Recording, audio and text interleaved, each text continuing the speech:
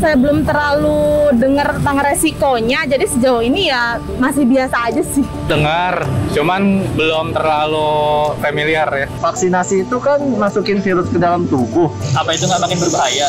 Karena kan kalau misalnya kita tidak tervaksin dan imun kita tidak kuat, menghindar dari virus ini seperti apa kan kita juga nggak tahu. Masih sering bingung dengan informasi seputar vaksin? Apalagi dari pertanyaan-pertanyaan tadi, banyak juga nih yang bingung tentang aman tidaknya vaksin. Sampai ada isu yang tidak berkaitan sama sekali.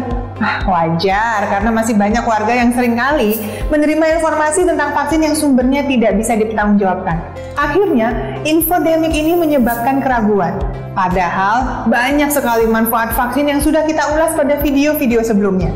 Jadi, penting ya untuk meluangkan sedikit waktu untuk mencari informasi yang valid di masa seperti sekarang ini. Budaya untuk mengecek sumber berita dan kebenarannya menjadi kunci. Sejak lebih dari 9 bulan pandemi ini berlangsung, sudah ada ribuan hoax tentang COVID-19. Beberapa di antaranya terkait dengan vaksin. Yang pertama, katanya vaksin mengandung bibit penyakit, jadi sama saja dengan membuat badan kita jadi sakit. Wah, anggapan ini salah, karena vaksin itu terbuat dari virus atau bakteri yang sudah dilemahkan, yang fungsinya membuat badan kita jadi kenal, lalu jadi kebal melawan penyakit tersebut. Hal ini tidak sama ya dengan membuat tubuh jadi sakit. Nah, berikut ini adalah beberapa jenis kandungan vaksin.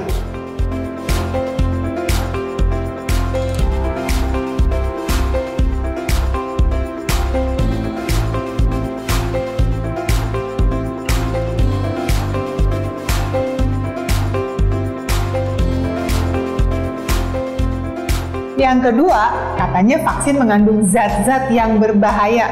Wah, vaksin yang sudah diproduksi massal tentu harus memenuhi syarat utama: aman, efektif, stabil, dan efisien.